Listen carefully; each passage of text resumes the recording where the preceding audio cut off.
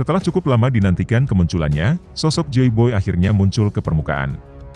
Namun, meskipun begitu tidak semua fans nampaknya senang dengan kemunculan Joy Boy. Justru sebagian dari mereka merasa kecewa dengan kemunculan sosok Joy Boy. Pasalnya sebagian dari fans One Piece kecewa dengan kemunculan Joy Boy, karena Oda Sensei mengambil pola yang sama seperti halnya Naruto dan Sasuke. Seperti yang kita ketahui, Sasuke dan Naruto adalah reinkarnasi dari Asura dan Indra Otsutsuki. Sedangkan Luffy diyakini adalah reinkarnasi dari sosok Joy Boy, yang mana hal tersebut cukup membuat sebagian fans kecewa. Namun, seperti biasa kemungkinan besar Oda Sensei akan memberikan kejutan yang mungkin tidak dapat diduga oleh para pecinta One Piece. Mereka pun meyakini bahwa Oda akan memberikan penjelasan yang komplit terkait hal ini. Dalam dunia One Piece, takdir adalah sesuatu yang seringkali muncul dalam cerita. Jika kita berbicara mengenai Luffy, dia memang mungkin sudah ditakdirkan untuk menjadi seorang raja bajak laut, terlepas banyak orang menyukainya atau tidak. Dia dipastikan akan menjadi raja bajak laut di akhir serinya. Luffy juga kemungkinan ditakdirkan untuk menjadi Joy Boy. Ada beberapa petunjuk yang sudah dihadirkan oleh Oda dalam ceritanya mengenai hal ini. Misalnya, tekad Luffy untuk menjadi raja bajak laut. Kemudian ketika Crocus merasakan ada aura berbeda dari sosok Luffy, di mana dia yakin bahwa Luffy akan menjadi raja bajak laut. Namun, terdapat sebuah pertanyaan menarik mengenai kebangkitan Joy Boy ini. Bagaimana kemudian Joy Boy bisa bangkit? Lalu mengapa Zunisha baru mendengar suara kemunculan Joy Boy sekarang, dan mengapa Zunisha tidak mendengarnya saat di Zou? Jawaban paling masuk akal dari pertanyaan tersebut adalah, kemungkinan Luffy baru saja berhasil membangkitkan buah iblisnya. Sebelumnya, Luffy masih belum membangkitkan buah iblis miliknya, sehingga Zunisha tidak bisa mendengar suara Luffy.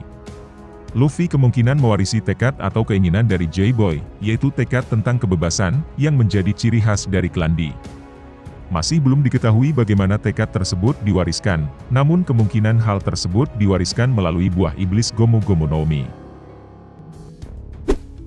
Dalam arc Dressrosa, Sabo mengatakan bahwa dia ingin memakan buah iblis Ace, sehingga dia bisa mewarisi tekadnya. Sabo mengatakan bahwa dia ingin melepaskan Burgess, namun Ace menghentikannya. Sabo bisa merasakan ada sosok Ace dalam dirinya, di mana dia bisa merasakan kemarahan dan juga hasrat untuk balas dendam. Melalui fakta tersebut, bisa dikatakan bahwa ada beberapa hal yang diwariskan melalui buah iblis. Sehingga dalam kasus Luffy, kemungkinan Luffy mewarisi tekad dari Joy Boy, karena dia memakan buah iblis yang sama. Dalam hal ini juga bukan buah iblisnya yang membuat Luffy spesial, melainkan Luffy sendiri yang membuat semuanya spesial. Hal itu terbukti, karena kemungkinan besar Luffy bukanlah orang pertama dalam 800 tahun terakhir yang memakan buah iblis Gomu Gomu no Mi, tetapi baru Luffy yang berhasil memaksimalkan buah iblisnya hingga ke tahap akhir. Nah, melalui awakening buah iblis Luffy serta tekad dari Joy Boy yang ada 800 tahun yang lalu yang akhirnya kembali bangkit dalam diri Luffy. Tekad tersebut benar-benar sangat kuat, bahkan suara detak jantungnya sendiri bisa terdengar. Dan inilah yang kemudian Zunisha dengar, suara yang sama dengan apa yang dia dengar pada 800 tahun yang lalu. Ide tentang Nika atau Joy Boy mengambil alih tubuh Luffy seperti halnya wadah, sebenarnya bukan hal yang salah dan aneh. Meskipun banyak fans yang mungkin akan kecewa dengan pengaplikasian konsep tersebut. Meskipun ini sebenarnya bukan konsep baru, apabila kita melihat Cavendish yang merupakan seorang super Rocky juga pernah mengalami hal serupa.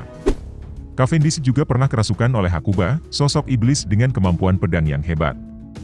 Namun para fans tentu sangat berharap, bahwa Luffy tetap akan menjadi Luffy seperti yang kita kenal, di mana dia mengandalkan elastisitas dari Gomu Gomu no Mi yang dia miliki. Apabila kita melihat perubahan dari Gear Second sampai Gear Fourth-nya, tidak pernah terlepas dari karakteristik karet, akan sangat menjadi aneh apabila awakening Luffy nantinya kehilangan karakter karetnya. Karena manusia karet yang kita kenal seolah menjadi hal yang paling melekat dalam dunia One Piece, jika hal ini dirubah oleh Oda Sensei, kemungkinan akan banyak fans yang merasa kecewa. Tapi apapun itu, kita berharap saja One Piece berikutnya akan memberikan kejutan yang luar biasa untuk kita semua.